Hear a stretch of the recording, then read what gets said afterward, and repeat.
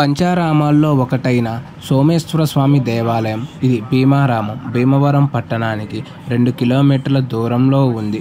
ఇక్కడ శివలింగాన్ని చంద్రుడు ప్రతిష్ఠించాడని స్థల పురాణాల్లో చెప్పబడింది. ఈ గుడికి ఎదురుగా ఒక పుష్కరిణి కూడా ఉంది. స్వామివారికి సంబంధించిన అన్ని కైంకర్యాలు ఈ పుష్కరిణిలోనే జరుగుతాయి. చంద్రుని పేరున దీన్ని సోమేశ్వర క్షేత్రం అని పిలుస్తారు. ఇక్కడ ప్రతి కార్తీక మాసంలోనూ ఉత్సవాలు జరుగుతాయి. శివరాత్రిన, మాస శివరాత్రిన ప్రత్యేక పూజలు జరుగుతూ ఉంటాయి. ఈ వీడియోలో మీకు ఆలయం యొక్క విశిష్టత, ఆలయం యొక్క విశేషాలని పూర్తిగా చూపిస్తూ మీకు వివరిస్తాను. పదండి. ఈ ఆలయం పేరు సోమేశ్వర దేవాలయం. ఇది భీమవరం పట్టణంలో ఉంది. ఇది భారతదేశంలో ఆంధ్రప్రదేశ్ రాష్ట్రంలో పశ్చిమ గోదావరి జిల్లా కింద ఉంది. ఇక్కడ ప్రధాన దైవం పరమేశ్వరుడు, శివుడు. స్థల పురాణం ప్రకారం త్రిపురాసుర సంగ్రామంలో కుమారస్వామి చేత విరక్కొట్టబడిన శివలింగం ముక్కలలో ఒకటి ఇక్కడ పడిందని, అందువలన ఇది పంచారామాల్లో ఒకటి అయిందని పురాణ కథనం. ఈ లింగం చంద్ర ప్రతిష్ఠితమని విశ్వసించబడింది. ఈ శివలింగాన్ని చంద్రుడు ప్రతిష్ఠించడం వెనుక కూడా ఒక పురాణ కథ ఉంది. చంద్రుడు తన గురువైన బృహస్పతి భార్య తారను మోహించాడు. గురువు భార్యను మోహించిన పాపానికి ప్రాయశ్చిత్తంగా చంద్రుడు ఈ శివలింగాన్ని ప్రతిష్ఠించాడని విశ్వసిస్తారు. ఈ వీడియో చివరి వరకు చూడండి. గుడి మొత్తం నేను తిరిగి మీకు చూపిస్తూ విశేషాలను వివరిస్తూ ఉంటాను.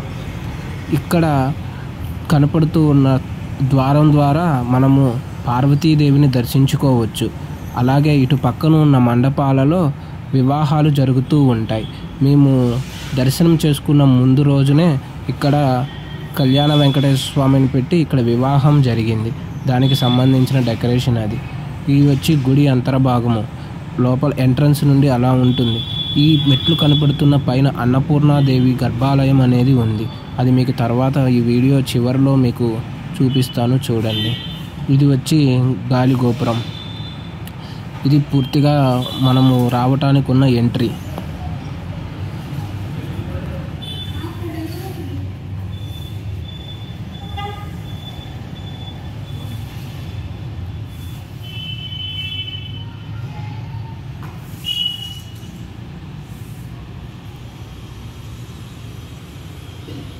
ఈ ఆలయంలో కుమారస్వామి ఆలయం కూడా ఉంది. ఇదిగోండి చూడండి, కుమారస్వామి ఆలయం ఇది. ఇవే కాకుండా కృష్ణుడు, అలాగే నాగశిలల ప్రతిష్ఠకు పూజలు, చాలా నవగ్రహాల పూజలు అన్నీ ఇక్కడ జరుగుతూ ఉంటాయి.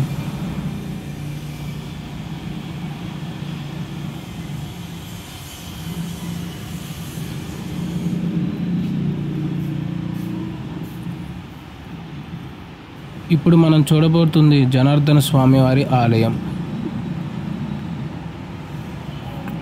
ఇక్కడ జనార్దన స్వామి వారిని క్షేత్రపాలకుడు కూడా అంటారు. మనం మళ్ళీ ఇప్పుడు చండీశ్వరుని దగ్గరికి వెళ్దాం. చండీశ్వరునికి శివుని చాలా గొప్ప విశిష్టతే ఉంది. అది మీకు ప్రత్యేకంగా చెప్పనక్కర్లేదు.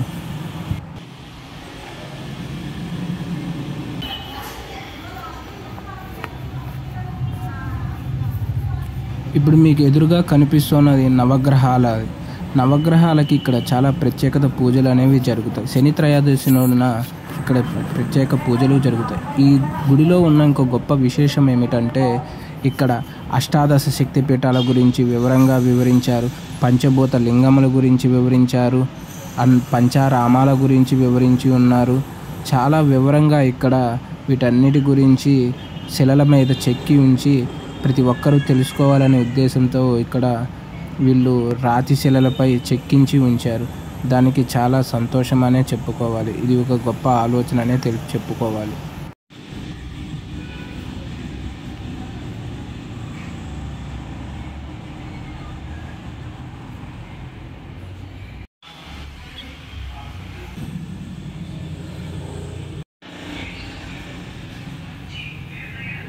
ఆలయ విశేషాల గురించి తెలుసుకుందాం.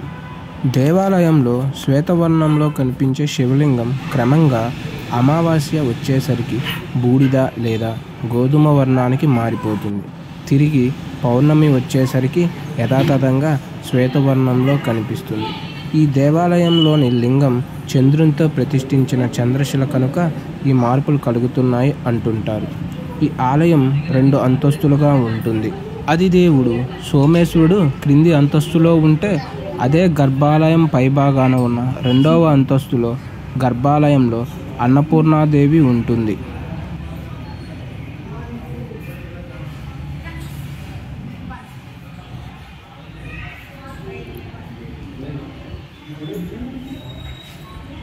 చరిత్ర ప్రకారం చాళుక్య భీముడు ఈ దేవాలయానికి ప్రాకారాలని, గోపురాన్ని నిర్మించనడానికి చారిత్రక ఆధారాలు కనిపిస్తున్నాయి. అందువలన ఇది భీమారామంగా పిలుస్తున్నారు. ఇక్కడ శివలింగం చంద్రప్రయిష్టత కనుక సోమేశ్వరం అని కూడా పిలుస్తున్నారు. ఈ ఆలయం 2 అంతస్తులుగా నిర్మించబడింది. 2 అంతస్తుల్లోనూ మండపాలు అనేవి ఉన్నాయి.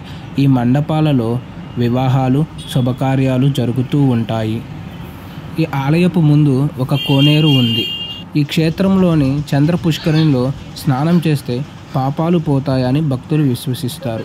ఈ కోనేరు గట్టున రాతి స్తంభంపై ఒక నందీశ్వరుని విగ్రహం ఉంది.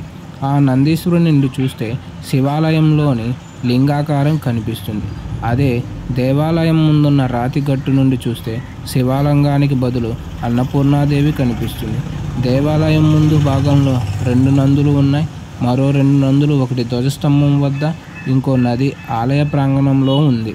దేవాలయం ఎదురుగా ఉన్న చంద్ర పుష్కరిణిలో మరో నంది ఉంది. ఆలయ ప్రాంగణంలో మొత్తం 5 నందులు ఉండటం వల్ల ఈ పంచనందీశ్వరాలయంగా ఈ ఆలయానికి మరో పేరు ఉంది. దేశంలో ఉన్న స్ఫటికలింగాల్లో ఇది ఒకటి. ఇక్కడ ప్రత్యేకంగా ప్రతి ఏడాది మహాశివరాత్రి సందర్భంగా స్వామివారి కళ్యాణోత్సవాలు 5 రోజుల పాటు జరుగుతాయి. అలాగే దేవీ నవరాత్రులు కూడా ఎంతో వైభవంగా నిర్వర్తిస్తుంటారు.